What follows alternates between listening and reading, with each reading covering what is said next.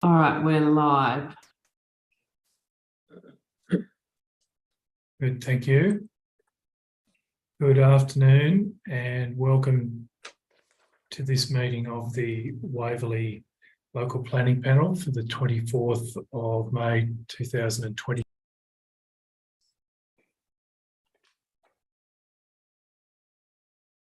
We've just lost our chair.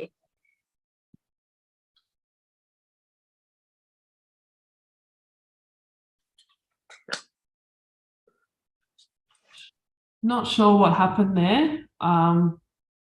Just try and find Stuart again.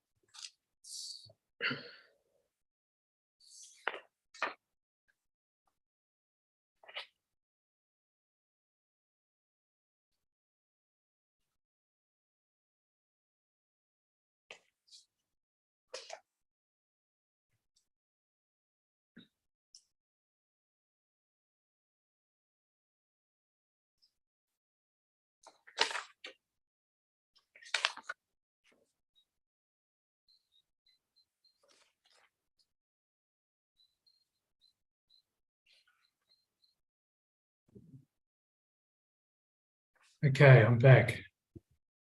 Sorry, everybody. That timing could not have been worse, and I apologise. Technology letting me down. So I'll start again. I'm not sure where we got to. Welcome to this meeting of the Waverley Local Planning Panel for the 24th of May 2023. On behalf of the panel, we respectfully acknowledge the Indigenous heritage of the Waverley local government area and recognise the ongoing Aboriginal traditional custodianship of the land which forms the area of Waverley. Today we have a full panel. I'm Stuart McDonald and I am chairing today's panel meeting. The experts for today's panel meeting are Jan Morell and Philippa Frecklington. If you could just give a wave, thank you. And the community representative is Sandra Robinson. So we have a full panel of four. This panel meeting is being recorded and is being live streamed on YouTube.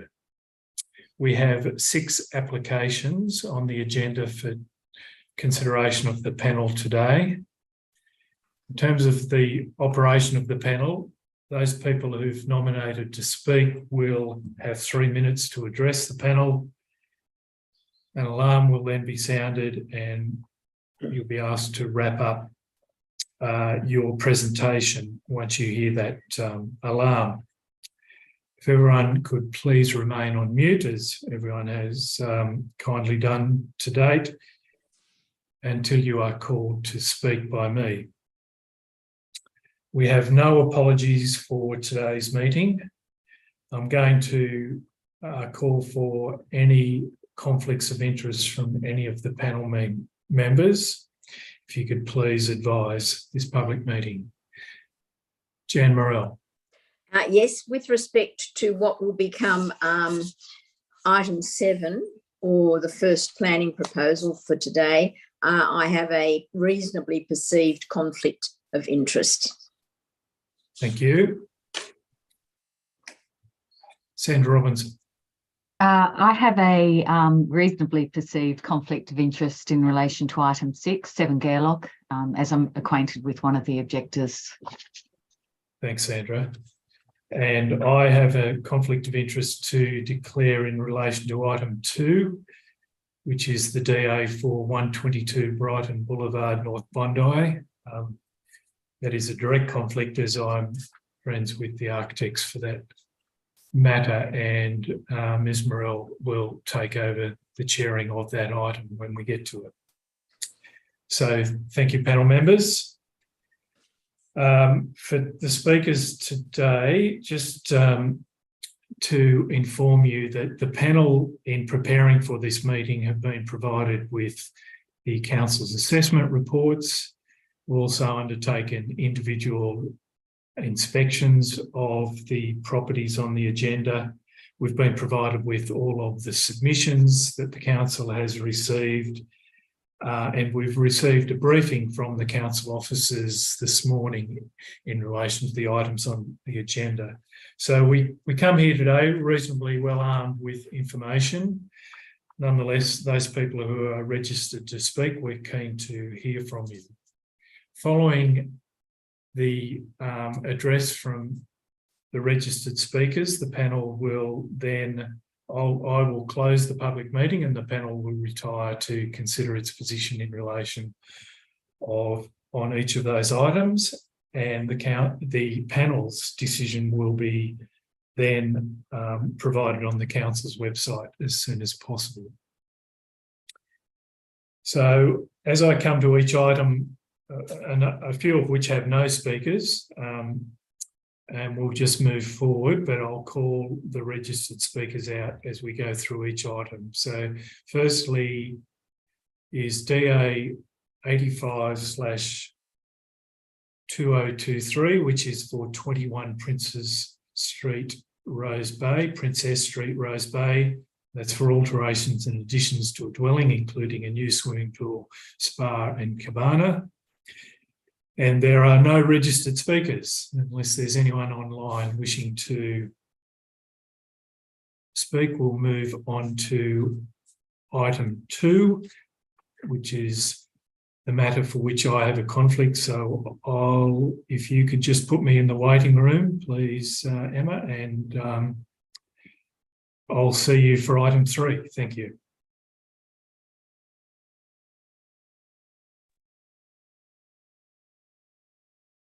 Well done. All right, thank you very much. Yes, item 2 is 122 Brighton Boulevard, North Bondi. And this is for alterations and additions to convert a current residential flat building into a single dwelling house. And we do have, we had a respondent who made a submission, Nick Samperieri, on behalf of the owners of 159 Hastings Parade. The panel notes that. Registered to speak today, we have no objectors or submitters, but we do have Lee Cosnetta from LK Planning to address the panel. And Lee, thank you if you'd like to address the panel. Thank you, Madam Chair. Thank you, panel. Thanks to Peggy and Ben for a comprehensive and flattering report that recognises the efforts made by this proposal to retain the existing interwar building. I've reviewed the report and agree with their assessment and recommendation for approval. The report concludes that both clause 4.6 variations are considered well-founded and no non-standard conditions of consent have been recommended. I've reviewed all of the conditions and agree with them without exception. I note there was one objector who raised concerns about the replacement roof. This has been addressed in the report and the plans indicate the existing roof will be replaced to the same height, pitch and detail as the current roof. Similarly, the existing building envelope is entirely unchanged, satisfying the preservation of amenity objectives in the LP. Given the recommendation, I don't have anything further to add. If you have any questions, I'm happy to answer them. And I also have the architects online if there's any design questions I can't answer. Thank you. Thank you. And you don't have any concerns about the conditions that have been recommended? No, Madam Chair. Thanks. Very well. I'll ask the fellow panel members if they have any questions. Sandra and Philippa? No questions. Nothing. Thank you. No. Thank you for taking the time to address us today, and we'll be making a decision later on. It'll be on the website, generally within 48 hours. Thank you. Thank you, panel. So we'll ask the chair to come back. Thank you, Stuart. Thanks, Jan. Moving to item 3, which is DA 325 of 2020 and its modification B. It's for 12 Burge Street, Vaucluse. We have 2 registered speakers for this item, both on behalf of the applicant David Desson, Director of Bird Street Developments, and Andrew Martin Planning, also on behalf of the applicant. David, you're going to address us first. Thank you, Chairman, and appreciate your time this afternoon. We gladly and gratefully received the recommendation from approval for approval from Waverley Council, noting that I've got Andrew Martin Planning here in attendance today too. There were just two questions that I did just want to clarify in discussion with the assessment officer. They're just really points of clarification that we'd very much appreciate the panel's input on for and with. So perhaps I'll just raise those comments or queries very quickly. Yep, if you could jump to those, thank you. Thank you. Item 2E in the proposed DA conditions, there was some confusion with regards to what was suggested to be a front gate that affronts G01.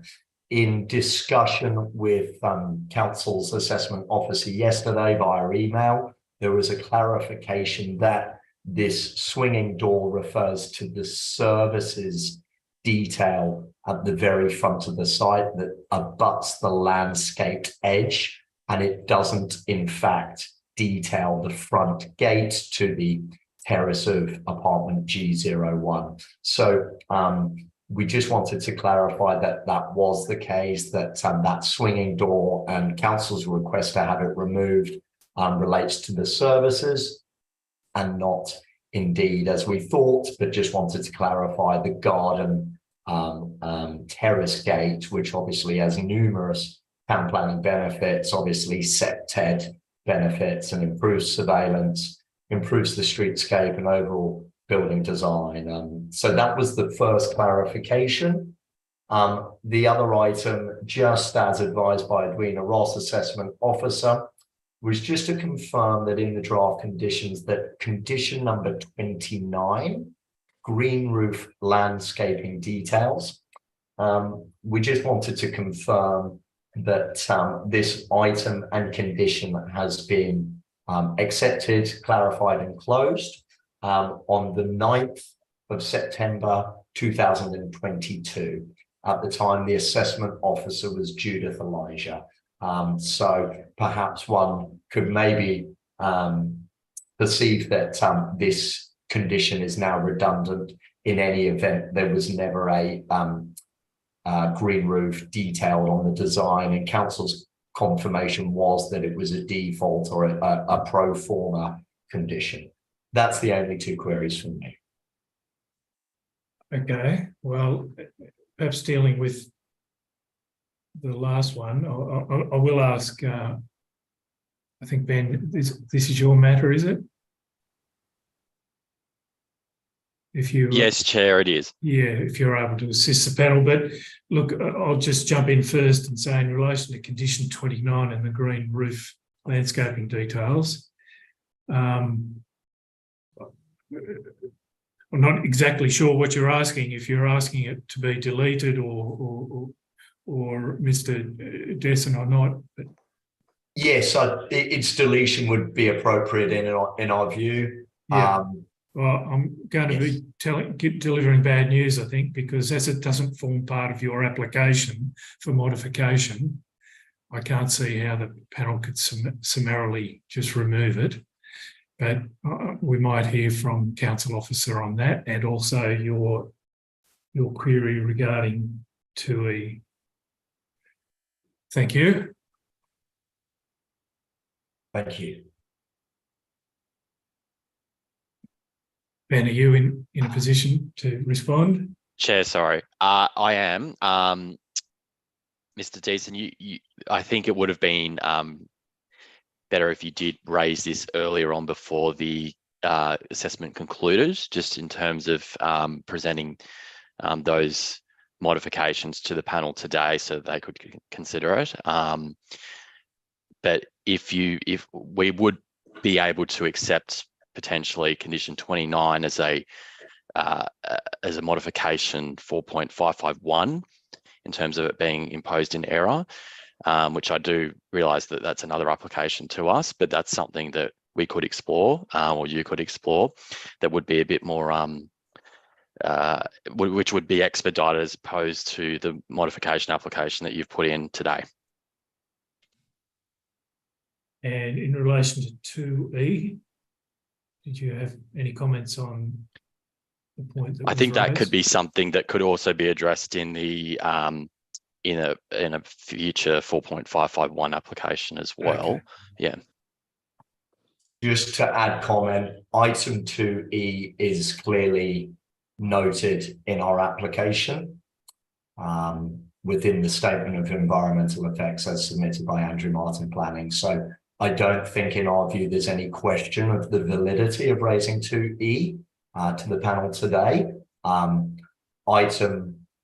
Condition 29, we're happy to work with whatever pathway is deemed appropriate with council. I do have an email in front of me from Waverley Council quoting, "You may use this email as evidence to satisfy the condition with your certifier.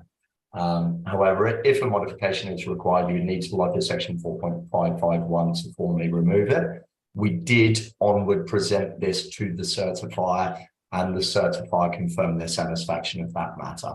But of course, happy to field any further comments or queries as needed to satisfy this condition. Okay, well, I think the panel will just take our leave in relation to condition 29. There's nothing more for us to do. We'll take on board your comments regarding 2E, and if perhaps it could be clearer in its intent, we'll discuss that in our closed session, and also consult with council officers regarding that as well. But we understand your point. Thank you. Was there anything else that either you or Mr. Martin wanted to raise with the panel? No further questions from me. Thank you, Chair. All right, thank you. Mr. Chair, Yes, anything if from you the wouldn't panel? mind, as soon as we've got Mr. Martin, I've just got a copy of his SCE on my other screen, and I can't see where it mentions deletion of 2E, just so that we've got clear information. Mr. Martin, are you able to direct us to where you've asked for that to be modified in the SCE? I haven't got the SE in front of me directly. I can bring it up on my screen. I'll need a minute. Maybe Mr. Desson's, he's pretty on the pace for this computer stuff, so he might beat me, but I'll try and bring that up. I mean, what we're talking about is the insertion of a one word in terms of clarity as to what gate it referred to. So is it the entry gate or is it the services gate? That's really the extent of it. So no, all I'm trying to understand is, was it part of your application for this 455 so that we can consider Mr. Desson's request? 29 wasn't, and I'm just trying to work out if condition 2E was. I can't see that it is, but I may be missing something.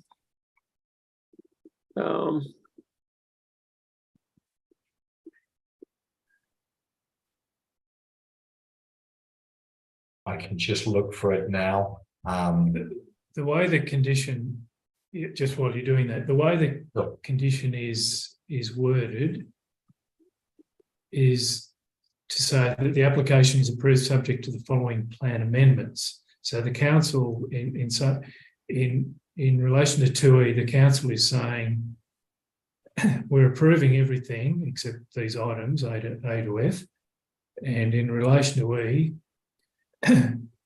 what's shown on your plan, presumably, as a gate leading to the landscape front setback area, is not approved and is to be deleted.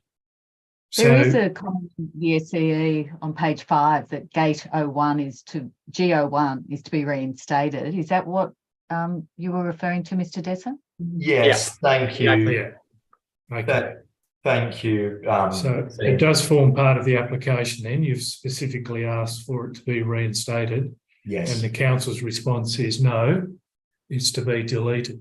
Yes, and it's really important that we just clarify where the confusion lies here. Because of the drafting of the prior approval, there was an anticipation or an interpretation that it was the front garden fence. Oh, I see. Now, in further discussions with Waverley Council over the last few days, post receipt of the draft conditions, we explored this discussion, to which council have confirmed it isn't the front garden gate to any extent. It is, in fact, the services gate that that houses building services. So it's absolutely something we will comply with. And there was just some confusion with regards to how that condition was drafted, but it was since clarified by Edwina Ross via email yesterday. So, but we just thought for totality, we would clarify it with council today. Okay. All right, we've probably spent enough time on that gate. Yes. So, as I said, we'll contemplate it further when we go into closed session. But thank you. Thank you.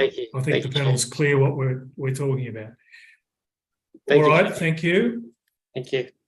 for your assistance there. We'll move on to item 4 then. So thank you, gentlemen. You can hang around, or you're welcome to leave us. Many thanks. Thank you, Chair.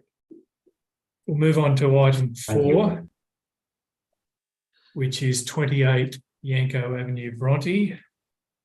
And this is an development application DA 519 of 2022, alterations and additions to dwelling, including a new front balcony and spa pool at the rear. And we have one registered speaker, which is Michael Nasri, the architect. I hope I'm pronouncing your surname correctly. Yes. Yeah. Thank Nasiri. you. Nasiri, okay. Close enough. The answer is no, I'm not pronouncing it correctly. Anyway, please proceed. Okay. Thank you. Thank you, panel. I'm Andrew Minto, our town planner, sends his apologies as he usually attends these sessions on the applicant's behalf. He's just currently overseas and on annual leave. But other than that, we've read the report and we believe that the council assessment report has correctly addressed the relevant issues together with those raised by the adjoining property owners. We are accepting of the proposed conditions of consent and request that the panel support the officer recommendation. All right. If the panel have any questions, I'm happy to answer those. Yes, thank you. I'll just cast around the panel. Colleagues, any questions? No questions. No, thank you. Getting shakes of the head all round, and I don't have any questions. So thank you for your participation. Again, we'll consider this matter in the closed session. Thank you. And we'll move on to item 5, which is DA 55 of 2023 for 62 Thomas Street, Bronte, which is a Torrens title subdivision of 2 existing lots and a boundary adjustment.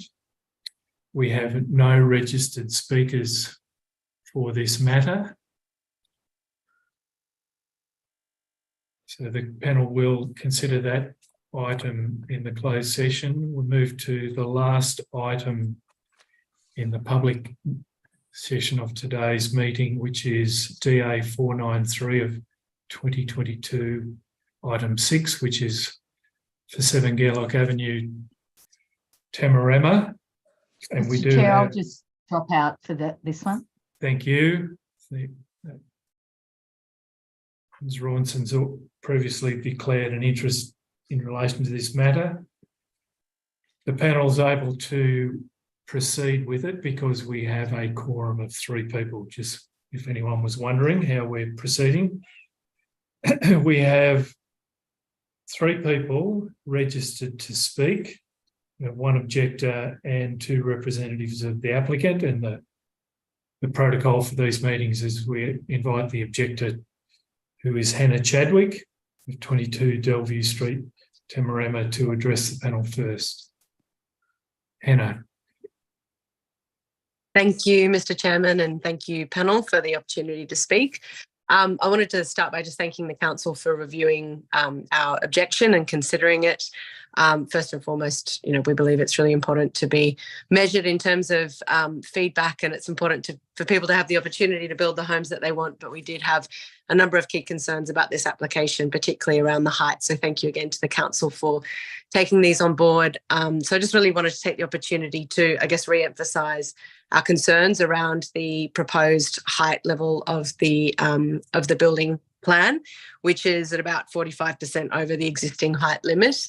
And there are a couple of other elements in our objection that I didn't see reflected in the response, which were around the visual and acoustic considerations, just in terms of the proposed property being developed sort of so far back to the fence. I understand the proposal is for design amendments for the DA to not be granted until those design amendments are addressed, particularly around height. But there were two elements that we wanted to have considered, which was one, that certain limitations be put in place around any future use of the roof as a rooftop terrace, and then just also considerations around window treatments for that level 3. I think it's the southeast windows. So just wanted to emphasise the height concerns, and thank you again for the opportunity to object. Excuse me, thank you. Yes, I should have asked you actually, Hannah, have you had the opportunity to read? It sounds like you have the council's assessment report and the recommended conditions, including further lowering of the height. You're aware of that, yes? Yeah. And you've seen the view analysis that's included in the assessment report as well. Good. Yeah. Okay. Thank you. Thank you. So your 2 points were to do with ensuring that the roof isn't used as a rooftop terrace in the future. And the second point was just remind around the privacy considerations and potential window treatments for that level 3, which is at the moment proposed to be full glass windows, and we'd look directly into that.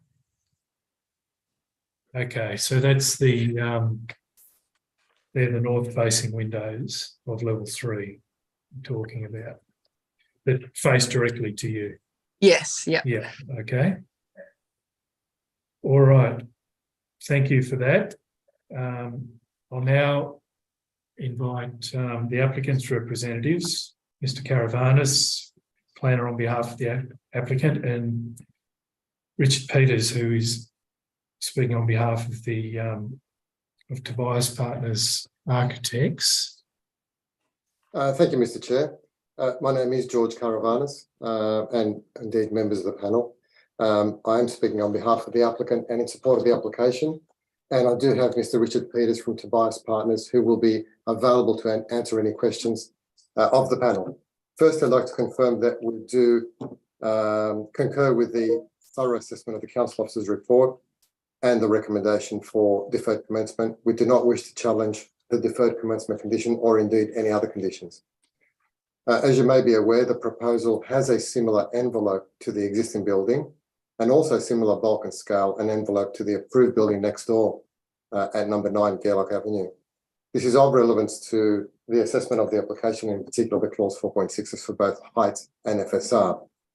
In respect of the FSR, I'd like to take you to section 1.1, and I'll only quote a very short section, which says that the assessment finds that the variation with the FSR standard is acceptable, as the variation is contained within the lower levels of the dwelling and the rear, and does not contribute to excessive bulk and scale or any adverse amenity impacts.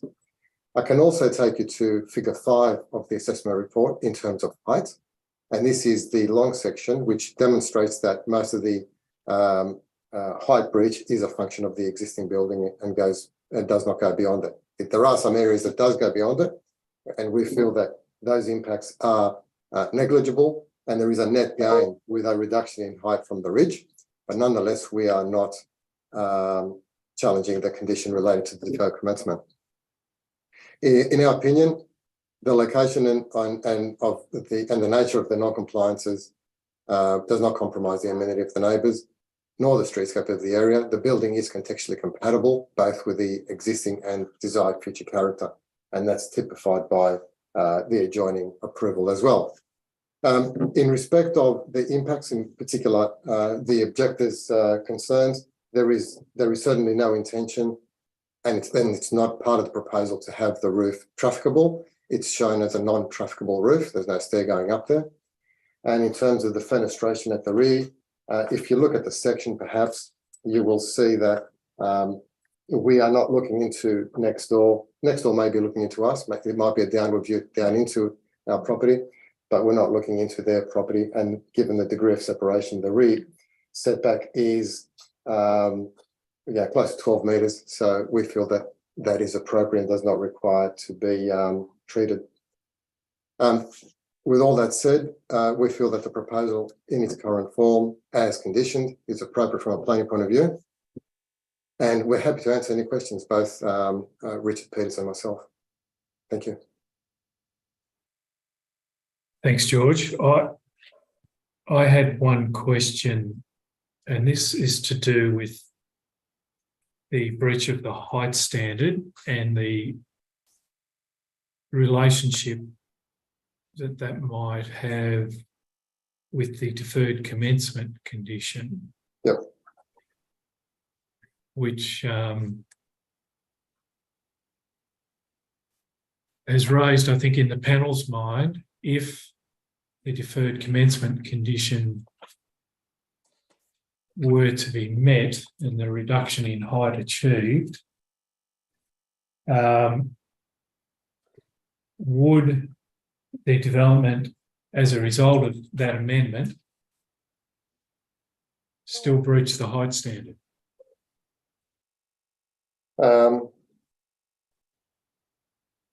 It's still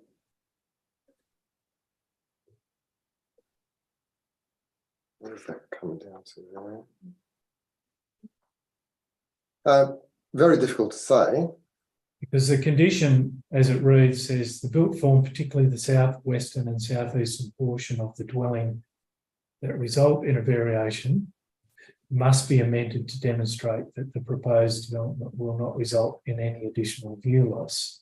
Yeah, but if you look, for example, on the view diagrams, and they start. We don't have pages on my report, but there's three that start from the dwelling at number 24 Delview Street.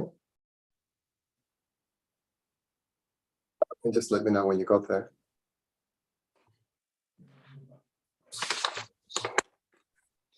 Where is this? Which figure? Yeah, figure 6 onwards?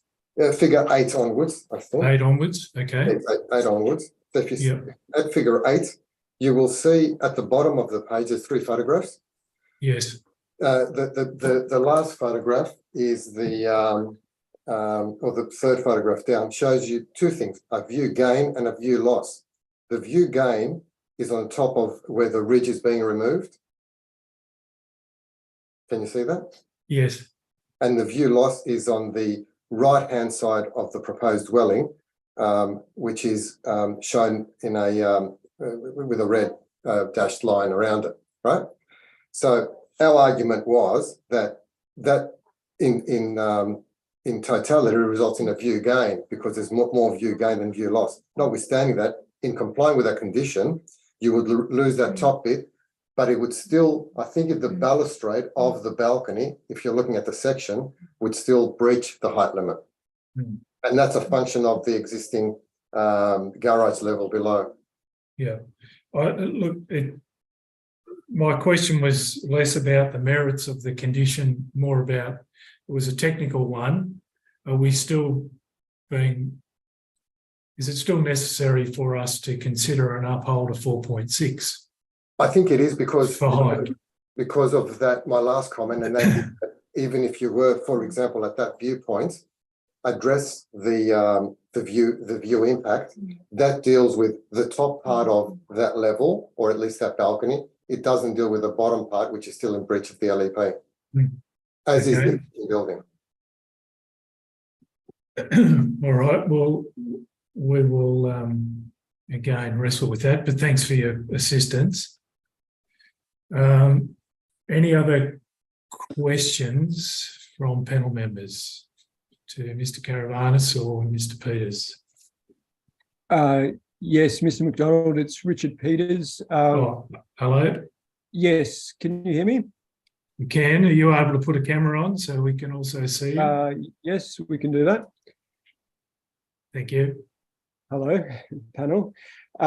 Yes, look, just off the back of George's comments and in response to what council's raised with regards to the view loss, which is really just those small edges of the building that were referred to in the officer's report, it is possible for us to comply with the deferred commencement condition that council are proposing, which would essentially mean that we're lowering the perimeter edge of the building incrementally to extinguish that view concern, and we would obviously be leaving the view gain as is currently shown. That's all I really wanted to add, if that's of help. Thank you. Yeah. Okay. All right. Thank you, Mr. Peters. Well, yeah. Ms. Sorry, Merrill. Chair, can I just ask a question then? It follows on from what you asked, Chair, in terms of would there still be a breach in 4.6? So if that's the case, then it seems to me there would be a need for a new 4.6 in respect of amended plans, and whether in fact that may require then a deferral. I'm just putting that out there just in case we discuss it in our later deliberations. No, thanks for raising that. That is a possibility. And again, just to for Mr. Caravanis and Mr. Peters, this isn't to do with the merits so much, but we're just wanting to make sure that in the event that the panel is of a mind to support the application in its amended form, that it is done so in a correct manner. Look, but could I respond to that very briefly? Yes, well, in a factual manner, not necessarily in a meritorious one, and that is, in my understanding, and that depends on the author of the report, which you'll of course have with you when you're deliberating. I would have thought that the author of the report was satisfied that the clause 4.6 was acceptable, subject to view loss. So if view loss is satisfied by virtue of that condition, then that final bit is accepted. And yes, you may need a revised clause 4.6, but that clause 4.6 is only going to be a technical matter, which is satisfactory, and that could be done as part of satisfaction of the deferred commencement condition. Yes, I'm not sure about that. Look, I'm not wanting to throw up obstacles, and we do know the panel needs to just step ourselves through this. Off the top of my head, I'm not sure that an amended 4.6 can be a deferred commencement condition as such, because it's a threshold issue that needs to proceed. I wasn't suggesting that. I was suggesting that the condition stays as is, but as part of the satisfaction of it, we would do the revised clause 4.6 as we would the revised plans. I mean, Stuart, the condition's worded such that it does reference view impacts from a fully compliant building envelope.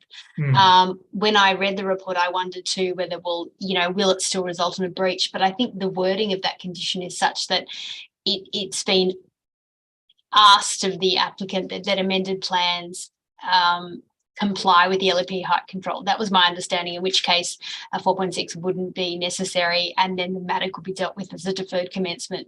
But that's something for the panel to debate later on.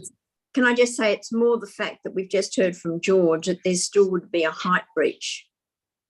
Well, yeah.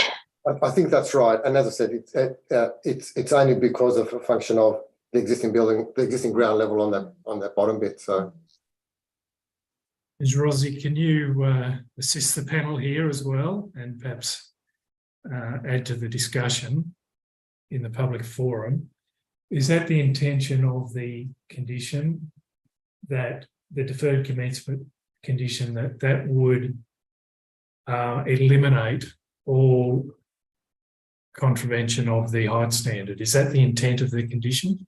The intent of the condition was to remove the non-compliance to the development standard. That was intended to be primarily the clerestory type roof feature at the top of the building.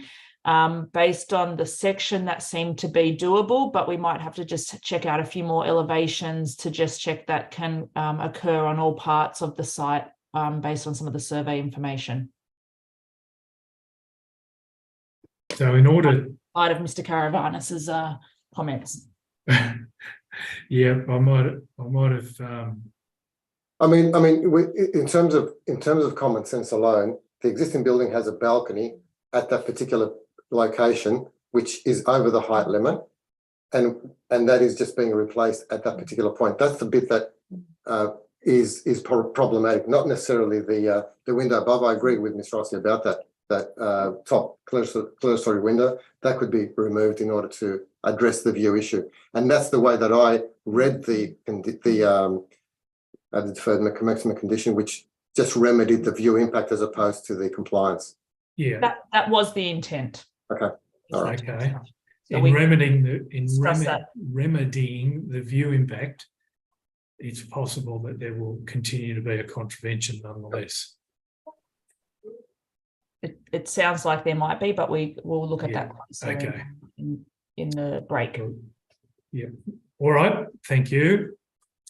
Probably taken that as far as we can for the moment. We'll interrogate the matter further in the closed session, but thanks, George, and Mr. Peters, for your assistance with that. And also, you've heard the debate there, Ms. Chadwick.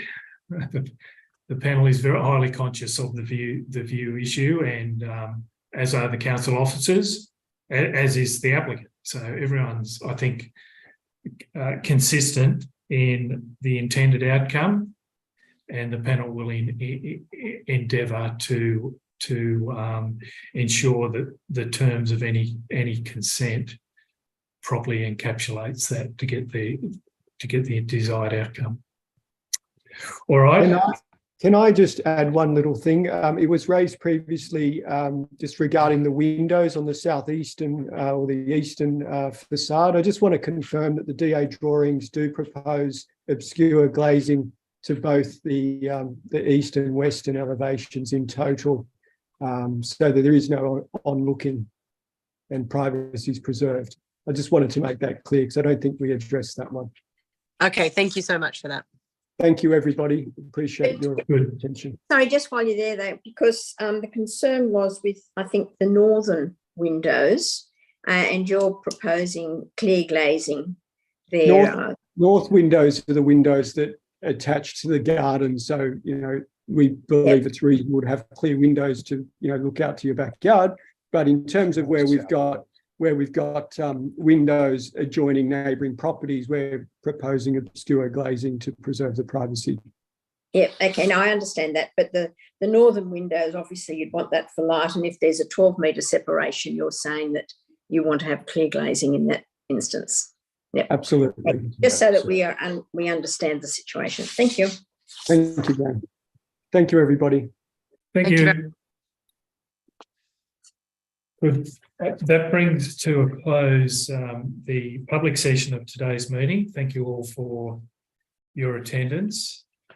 As I said at the outset of this public session, the panel moves into private session now to determine its position into each of those, with respect to each of those 6 items.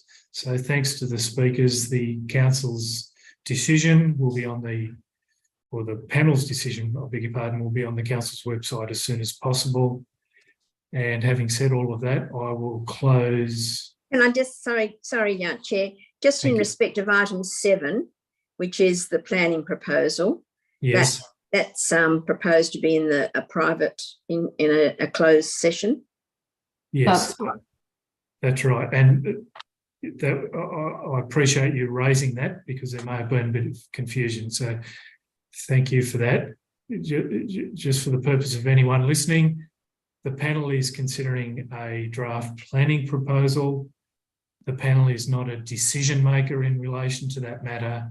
The council itself, the councillors, will be making a decision in relation to that planning proposal.